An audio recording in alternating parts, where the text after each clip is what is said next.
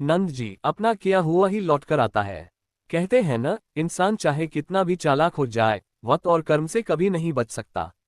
जो जैसा बोता है वैसा ही काटता है। ये बात शालिनी की जिंदगी ने बहुत करीब से देखी थी।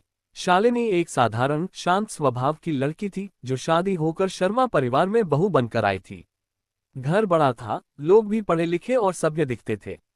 सासू माँ शांत थीं, ससुर जी कम बोलने वाले, पति रोहित समझदार और जिम्मेदार।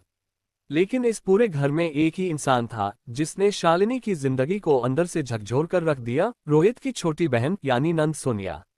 सोनिया देखने में बहुत सीधी सादी लगती थी, लेकिन उसके दिल में भरा जहर कोई नहीं देख पाता था। उसे यह बिल्कुल पसंद नहीं था कि उसके भाई की जिंदगी में कोई और आकर उसकी अहमियत कम कर दे। शालिनी के आने के बाद घर में सब कुछ बदल गया था।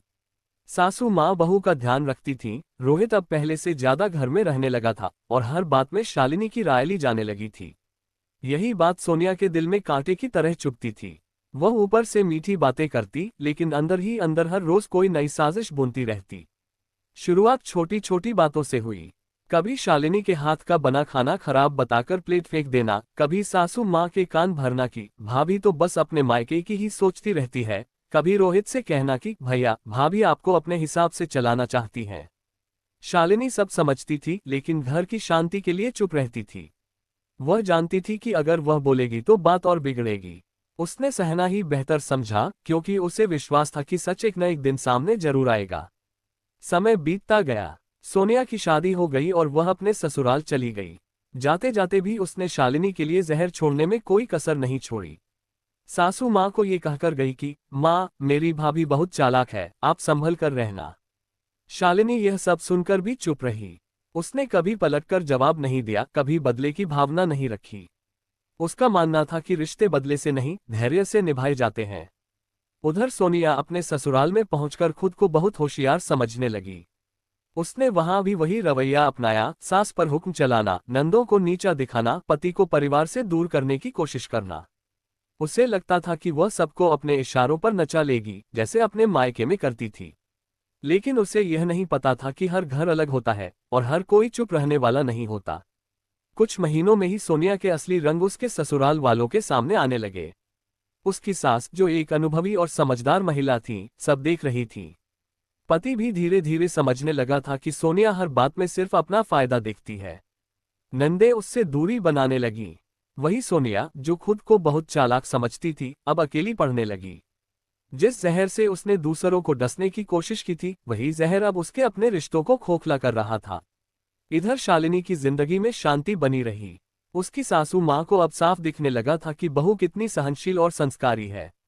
रोहित को भी समझ आ गया था कि उसकी बहन ने कई बार बिना वजह शालिनी के खिलाफ बातें बनाई थीं। एक दिन सासू माँ ने खुद शालिनी से कहा, बेटा, तुमने बहुत सहा है। शायद तभी भगवान ने तुम्हें इतना मजबूत बनाया है। उस दिन शालिनी की आंखों से आंसू बह निकले, लेकिन वो दर्द के नहीं, संतोष के आंसू थे। कुछ सालों बाद सोनिया मायके आई। इस बार उसके चेहरे पर वही घमंड नहीं था, वही तेज आवाज नहीं थी। उसकी आंखों में थकान और पछतावे की झलक थी। उसने शालिनी से नजरें चुराईं, क्योंकि उसे याद आ रहा था कि कैसे उसने बिना वजह इस औरत को तकलीफ दी थी। सासू माँ ने जब सोनिया की हालत देखी तो सिर्फ इतना कहा, बेटी, जिंदगी सब सिखा देती है। एक दिन सोनिया खुद शालिनी के पास आए। आवाज कांप रही थी, आंखें झुकी हुई थीं। उसने कहा, भाभी, मैंने आपके साथ बहुत गलत किया। मैं समझती थी कि सब मेरे बस में है, लेकिन आज समझ आ गया कि कर्म का हिसाब कोई नहीं बचा सकता। शालिनी ने उसे देखा, हल्की सी मुस्कान दी और कहा, मैंने कभी आपके लिए बुरा नहीं चाहा। जो हुआ उसे भूल जाए। बस आगे किसी के साथ गलत मत कीजिए। उस पल सोनिया को एहसास हुआ कि असली जीत बदले में नहीं, माफी में होती है। शालिनी ने न कभी बदला लिया, न कभी किसी के सामने उसे नीचा दिखाया। उसने सिर्फ अपने कर्म साफ रखे, और वही कर्म आज उसके सम्मान, उसके सुख और उसके रिश्तों की नींव बन गए थे। कहानी यही खत्म नहीं होती, बल्कि यहीं से एक सीख शुरू होती है। हर इंसान को ये समझना चाहिए कि किसी का दिल दुखाकर, किसी को नीचा दिखाकर कोई कभी खुश नहीं रह सकता। वक्त आईने की तरह होता है, जो चेहरा आप उसे दिखाते हैं वही आपको लौटाकर दिखाता है। नंद जी हो या कोई और, अपना किया हुआ ही लौटकर आता है, देर से सही लेकिन जरूर आता है। दोस्तों, अगर आपको ये कहानी अच्छी लगी हो तो लाइक, शेयर और फॉलो जरूर करें।